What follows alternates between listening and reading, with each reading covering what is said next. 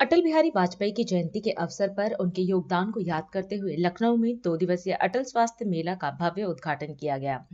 इस कार्यक्रम का शुभारंभ रक्षा मंत्री राजनाथ सिंह और उत्तर प्रदेश के मुख्यमंत्री योगी आदित्यनाथ ने किया। लखनऊ में आयोजित इस मेले के दौरान 662 करोड़ रुपए की लागत से 181 परियोजनाओं का लोकार्पण और शिलान्यास किया गया।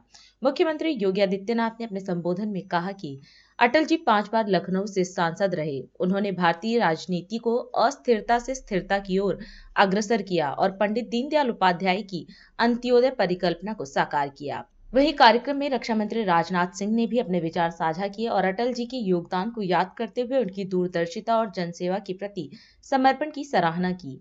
बहनों और भाइयों, हम सब जानते हैं कि अटल जी 5 बार लखनऊ से सांसद रहे। लखनऊ से सांसद बनने के बाद ही देश के प्रधानमंत्री बने और भारत की राजनीतिक अस्थिरता से स्थिरता की ओर बदलते हुए उन्होंने देश को न केवल राजनीतिक स्थिरता दी बल्कि देश के अंदर पंडित दीनदयाल उपाध्याय के अंत्योदय की परिकल्पना को कैसे साकार किया जाना है, इन भावनाओं को व्यवहारिक धरातल पर उतारने का कार्य भी किया।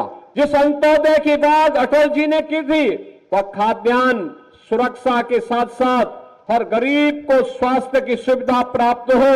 स्वास्थ्य मेलों की शुरुआत भी अटल जी की उस सरकार के समय प्रारंभ हुआ था, बीच के कालखंड में अवरुद्ध हो गया। लेकिन मैं धन्यवाद दूंगा श्री नीरज सिंह जी को कि उन्होंने अटल जी के द्वारा शुरू किए गए उन स्वास्थ्य मेलों को अटल स्वास्थ्य मेले के रूप में फिर से पिछले 5 वर्ष के अंदर लखनऊ के अंदर जमीनी धरातल पर उतार करके जो कार्य किया है 19, 20, 21, 22, 23, 23 यानी 19 से 23 के बीच 50,000 लोग सीधे सीधे इस अटल स्वास्थ्य मेले से लाभान्वित हुए हैं।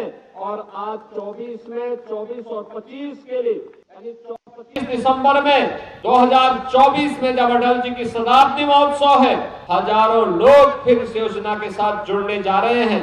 सचमुच एक अच्छा प्रयास है, एक सराहनीय प्रयास हुआ है। बहनों और भाइयों, अटल जी ने जो सोचा था विकास के लिए उस कार्य को जमीनी धरातल पर उतारा है हमारे आदरणीय रक्षा मंत्री जी ने। आज लखनऊ के अंदर विकास के जो कार्य हम सबको देखने को मिलते हैं वह अभिभूत करने वाले होते हैं और सचमुच एक राष्ट्रीय यानी प्रदेश के अंदर प्रदेश की राजधानी है, राजधानी के अनुसार उसकी इंफ्रास्ट्रक्चर का यह स्वरूप हम सबको राजधानी के अंदर भी देखने को मिलता है। बहनों और भाइयों, जो अटल जी ने सोचा था उसे व्यवहारिक धरातल पर उतारने का काम किया है आपके लोकप्रिय सांसद और देश के वर्तमान में रक्षा मंत्री माननीय श्री राजनाथ सिंह जी ने। सौभाग्य से आज अटल जी के शताब्दी महोत्सव के कार्यक्रमों का शुभारंभ करने और कार्यक्रमों में भागीदार बनने के लिए वे स्वयं लखनऊ में आए। आज प्रातःकालीन सत्र में केडी सिंह बाबू स्टेडियम में लगभग 25 से 30 हजार युवाओं के कार्यक्रम में बरसात के बावजूद भव्य समारोह में सरदार अटल जी के प्रति जो श्रद्धा और सम्मान का भाव युवा पीढ़ी के अंदर देखने को मिला अद्भुत है। और वह भाव इस बात को बताता कि अटल जी सचमुच भारतीय राजनीति के आजाद शत्रु थे।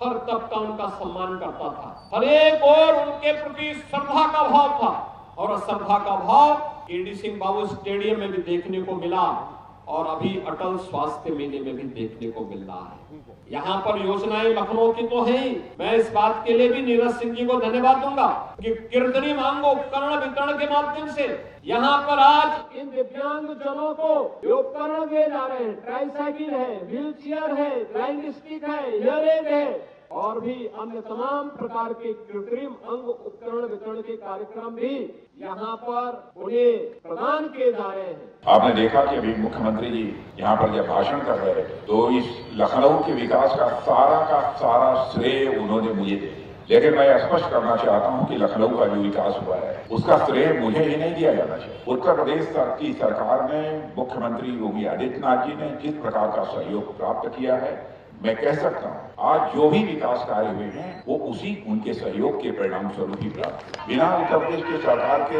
यह संभव नहीं हो सकता। अटल जी कल उनकी आयु के 100 वर्ष पूरे होने जा रहे हैं। सारे देश भर में जन शताब्दी वर्ष मनाया जा रहा है। दुनिया के कई ऐसे देश हैं जहां रहने वाले भारतीय अटल जी की जन्म शताब्दी वर्ष को अपने देश में मना रहे हैं। अटल जी का व्यक्तित्व, अटल जी के कर्तृत्व से मैं समझता हूं कि लखनऊ वासी वो ज्यादा अच्छी तरह परिचित। वैसे तो सारा हिंदुस्तान परिचित, सारा विश्व ही उनके व्यक्तित्व और कर्तृत्व से प्रभावित रहा। जहां भी गए, जिस रूप में उन्होंने भाषण किया। आप लोगों ने सुना होगा, नरसिम्हा राव जी भारत के प्रधानमंत्री थे। भारत का पक्ष संयुक्त राष्ट्र संघ के एक फोरम पर जनेवा में प्रस्तुत करना था। अटल जी उस समय नेता विपक्ष हुआ करते थे, विरोधी दल के नेता भारत की संसद में थे। सत्ताधारी दल कांग्रेस थी। उस समय नरसिम्हा राव जी ने कहा कि भारत के पक्ष को संयुक्त राष्ट्र संघ के फोरम पर जनेवा में यदि प्रभावी तरीके से कोई प्रस्तुत कर सकता है तो नेता प्रतिपक्ष अटल बिहारी वाजपेयी ही प्रस्तुत कर सकते हैं। और उनको नरसिम्हा राव जी ने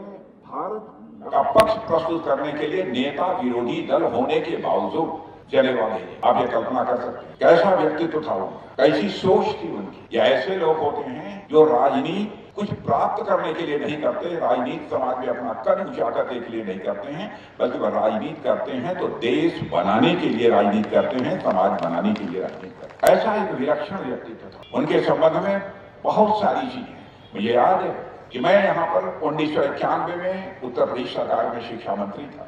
एक महाविद्यालय के प्रबंधक, उस समय अटल जी सांसद थे, अटल जी से मिले और प्रबंधक ने कहा कि साहब शिक्षा मंत्री जी से हमारा एक काम है, आप कह दीजिए तो हो जाए। अटल जी ने मुझे कह दिया। उस काम के संबंध में संबंधित अपने सचिव को मैंने आदेश भी दे दिया कि इस काम को कर देना, लेकिन शायद 15-20 दिन तक वह आदेश उनको प्राप्त नहीं हो पाया था। तो फिर से 14-15 दिन के बाद, क्योंकि यहाँ के स्थानीय सांसद थे, तो प्रबंधक जी उस महाविद्यालय के उनसे मिले। उन्होंने कहा कि अटल जी, आपने कहा था शिक्षा मंत्री जी से जिस काम के लिए, वह काम अभी तक नहीं हो, एक बार फिर से आप उनसे कह दें। तो उन्होंने कहा भाई बार बार कहने की कोई जरूरत नहीं, मैं जानता हूँ वो काम आपका हो। लेकिन प्रबंधक महोदय ने एकदम सीधे पकड़ ली। तो अटल जी ने कागज लिया और कागज पर लिख दिया, अब विलंब कहीं कार्य कीजिए, तुरंत कपिल प्रभु आय सुनिए। बस यह लिखकर उन्होंने पत्र भेजा।